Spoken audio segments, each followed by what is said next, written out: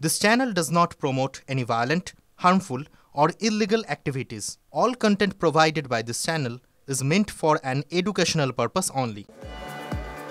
আমরা প্রথমে দেখেছিলাম চাকরি বিক্রি, সেটার একটা রেট চার্ট ছিল। আর এবারে কেমনটা দেখা যাচ্ছে, এবার দেখা যাচ্ছে ভোটার কার্ড, আধার কার্ড তৈরি, সেই তৈরির ক্ষেত্রেও রেট চার্ট। মোটা টাকার বিনিময়ে ration card, birth certificate, passport তৈরি হচ্ছে।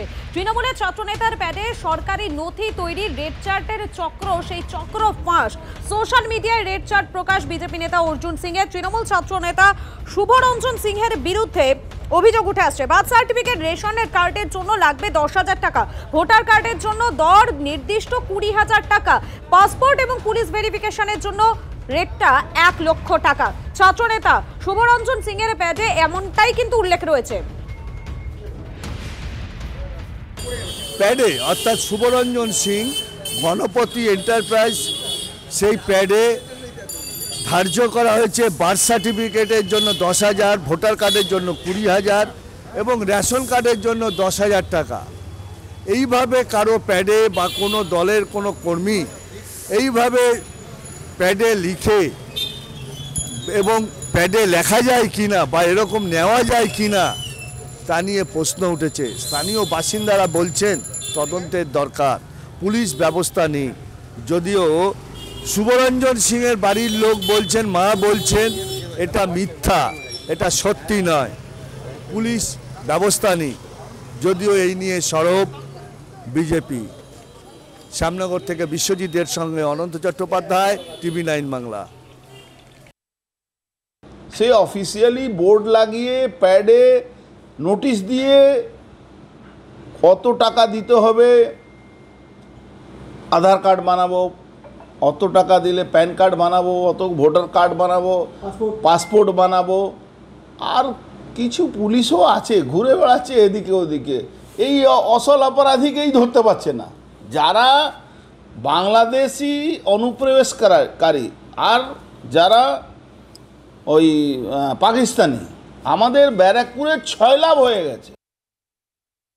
এত বড় চিটার আবার অন্য লোকের চিটারের কথা কি বলবে? ও তো সবাইকেই মনে করে চোর, কেন নিজে চোর, সে চোর সবাইকে চোরই মনে করে। এই ব্যাপারে আমার কোনো মন্তব্য নেই, যেহেতু আমি কিছু জানি না। আমি নিশ্চয়ই চিনি, কিন্তু তার কি কাজ করে কি না করে এই ব্যাপারে জানি না। আমি সেই জন্য এই ব্যাপারে আমার কোনো মন্তব্য নেই এবং কোনো আমি বলবো না। আমি জেনে যদি আমার হয় নিশ্চয়ই আপনাদের জানাবো। সব ফলস, যে করেছে সে তার সঙ্গে অর্জুন সিংয়ের সঙ্গে লিংক আছে, যোগাযোগ আছে, তাই জন্য এই কাজটা করেছে। দলের কর্মী, সেই দলের কর্মী তো তৃণমূলের কর্মী, তৃণমূলের কর্মী হতে পারে, কিন্তু অর্জুন সিংয়ের সঙ্গে যোগাযোগ আছে। আর এই যে মনোজিৎ মণ্ডলের মতো যারা রয়েছেন, তারা কি শুধুমাত্র একটা কলেজে আধিপত্য বিস্তার করেছেন? তা কিন্তু একেবারেই নয়।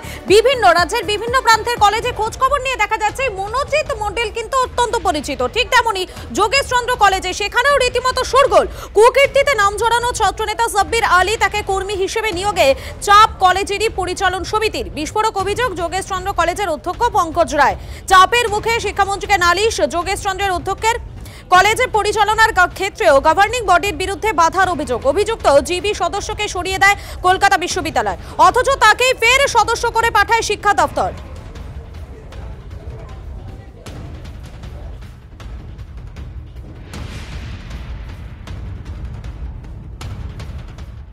দু 2022-এর 2রা ফেব্রুয়ারি একটি চিঠি আমার কাছে এলো, যেখানে মোহাম্মদ সাব্বির আলী উচ্চশিক্ষা সংসদের প্রতিনিধি হয়ে যোগেশচন্দ্র চৌধুরী কলেজে আসছে বলে আমাকে বলা হলো যে বিশ্ববিদ্যালয়ের উচ্চশিক্ষা সংসদ থেকে তার প্রতিলিপি আনতে। আমি এর একটা নিরপেক্ষ তদন্ত দাবি করেছি এবং শিক্ষামন্ত্রী, আমাদের প্রিন্সিপাল সেক্রেটারি, মেম্বার সেক্রেটারি থেকে শুরু করে উপাচার্য এবং আচার্য, ইউজিসির চেয়ারম্যান এবং গভর্নমেন্ট অফ ইন্ডিয়ার সচিবকে আমি এটা জানিয়েছি, বিষয়টা নিরপেক্ষ তদন্ত করা হোক, যা রাজ্য সরকারের অধীনে নয়।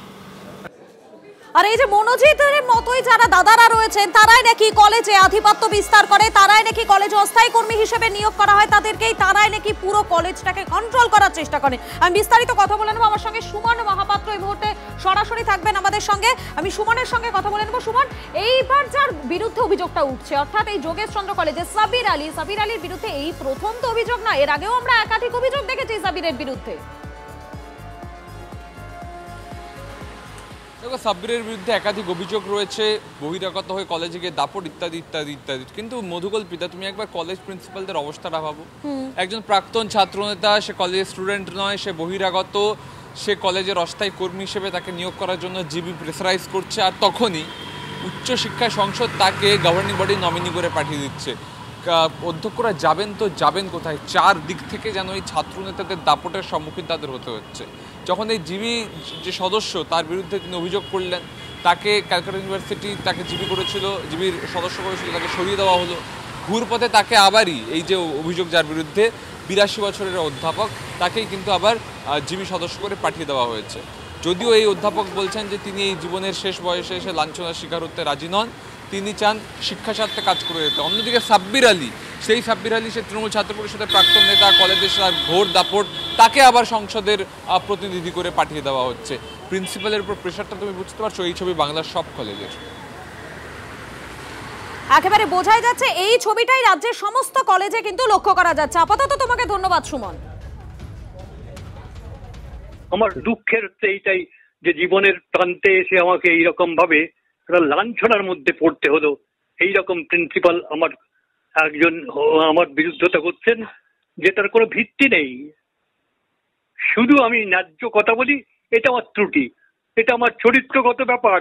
আমি অন্যায়ের বিরুদ্ধতা চিরকাল করে এসেছি ভাই, আজকে প্রথম করছি না। বেআইনি করলে আমি প্রতিবাদ করেছি এবং ভবিষ্যতেও করব যদি থাকি গভর্নিং বডিতে। নরসিংহ কলেজে সেখানে যৌনাঙ্গ দেখাতে র্যাগিং, আর এবার সেই অভিযোগকারীরই দাদাদের হুমকির মুখে। টিএমসিপি নেতা সৌভিক রায়ের বিরুদ্ধে মুখ খোলেন অনেকেই। এবার বয়ান বদলাতে ফোনে ক্রমাগত চাপ নির্যাতিত ছাত্রদের, নির্যাতনের অভিযোগ তুলতে থ্রেট সিনিয়র দাদাদের। টিভি9 বাংলায় বিস্ফোরক অভিযোগ নির্যাতিত নরসিংহের ছাত্রদের। কলেজে কলেজে মনোজিৎ মডেলের আরো এক জ্বলন্ত ছবি। শোন না, এখন সময় খারাপ আছে, তুই কেন বড়বড় করছিস? ওকে বলে তুই চুপ থাকতে। ওটাই তো, ও বলছে যে আমার ভিডিও এত ভাইরাল হয়েছে, এই হয়েছে, আমার যাচ্ছে। করেছি না, আমরা করেছি, ও জানে না কে করেছে। হ্যাঁ, ওটাই তো ওকে বলছে। তাহলে তোরা ওকে বুঝাতে পারছি না? একবার না হলে আমার সাথে দেখা করা না, 10-15 মিনিট শুধু, আমরা ওকে বুঝিয়ে দিব। তুমি যে দাদার কথা বলছো যে জোর করে করেছিল, সে সৌভিক রায়, তাই তো? হ্যাঁ। আচ্ছা, ঠিক কি করেছিল? মানে তোমাদেরকে জোর করে জামা প্যান্ট খুলিয়ে তারপরে কি করেছিল একটু বলো। মানে অ্যাকচুয়াল আমাদেরকে ওই প্যান্ট খুলে দেখানোর কথা বলা হয়েছিল, হাঁটু পর্যন্ত নামাতে বলেছিল, তো আমরা হাঁটু পর্যন্ত নামাইনি। আমরা অতটা এরকম করে নামা, নিজেদের একটা লজ্জার ব্যাপার না। সৌভিকটা একা ছিল না, আরো অনেকজন ছিল, ঠিক আছে? মিরাজ নামে আরেকজন ছিল, আর বাকি কজন স্টুডেন্ট ছিল। কলেজ থেকে নানা রকম করে বলা হচ্ছে এইসব কথা বলবি না, বা বলা হচ্ছে যে এইসব ইয়ার্কি ঠাট্টা হয়েছে, এইসব বলে দিতে বলছে, ঠিক আছে? এটা কিছু সিনিয়র দাদারা আছে, তারা বলছে, তাদের রেকর্ডিং আমার কাছে আছে। সামনে 21শে জুলাই, আর 21শে জুলাইকে কেন্দ্র করে দিকে দিকে প্রস্তুতি পর্ব সেটা শুরু হয়ে গিয়েছে। প্রস্তুতি মঞ্চগুলো কিন্তু তৈরি, ঠিক তেমনই গোল পার্কে সেখানে 21শে জুলাইয়ের প্রস্তুতি মঞ্চে দেখা মিলল মনোজিৎ ঘনিষ্ঠ ছাত্রনেতা সঞ্জয় চৌধুরী, যাকে দেখেই রীতিমতো ক্ষোভ শুরু হয়ে যায়। 68 নম্বর ওয়ার্ডে 21শে জুলাইয়ের প্রস্তুতি মঞ্চের সভার দর্শক আসনে ছিলেন মনোজিৎ ঘনিষ্ঠ ছাত্রনেতা সঞ্জয় চৌধুরী। সঞ্জয়কে দেখতে পেয়ে ক্ষোভে ফেটে পড়েন স্থানীয় তৃণমূল কর্মী সমর্থকেরা। এলাকার মানুষ বিক্ষোভ দেখাতে মঞ্চ গুটিয়ে পালায় সঞ্জয় অনুগামীরা। পরিস্থিতি বেগত বুঝে এলাকা ছাড়ে সঞ্জয়ও। মঙ্গলবারই গড়িয়াহাট ITI কলেজে তৃণমূলের প্রভাবশালী ছাত্রনেতা সঞ্জয় চৌধুরীর বিরুদ্ধে একাধিক সমাজ বিরুদ্ধ কাজের অভিযোগ তুলেছিলেন স্থানীয় বাসিন্দারা। প্রতিবাদে কলেজে গিয়ে বিক্ষোভ দেখান স্থানীয়রা। তারপর ওই প্রভাবশালী ছাত্রনেতাকে খুঁজে পাওয়া যায়নি। বুধবার সন্ধ্যায় সেই সঞ্জয়কে দেখা যায় 21শে জুলাইয়ের সভার প্রস্তুতি মঞ্চে। আমরা খুব অবাক আর আমরা খুব আতঙ্কিত, কারণ এরকম একটা মানুষকে নিয়ে এখানটা কিসের 21শে জুলাইয়ের মিটিং হচ্ছে?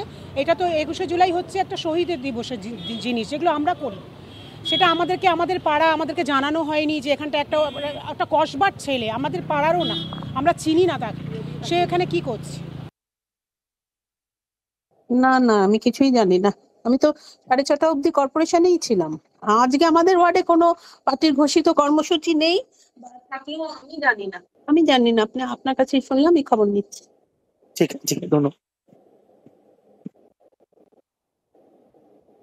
প্রতি ওয়ার্ডেই আমরা প্রস্তুতি সভা করছি। সব ওয়ার্ডে যে সভা হয়, সবাই ওয়ার্ডের লোকই বক্তা হবে বা থাকবে এমন তো কোনো কথা নয়। সঞ্জয় চৌধুরীর বিরুদ্ধে একটা স্পেসিফিক কালকে কমপ্লেন হয়েছে, পুলিশ তদন্ত করছে।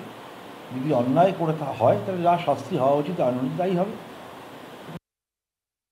এটাই বাংলার মানুষের কাছে আমাদের প্রত্যাশা। মনোজিৎ ঘনিষ্ঠ, তাকে দেখে ক্ষোভে ফেটে পড়লেন, বসে উঠলেন, খুব ভালো কথা।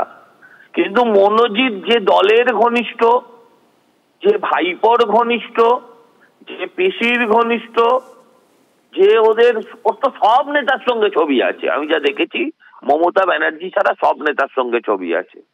তাদের দেখেও ফুসতে শিখুন।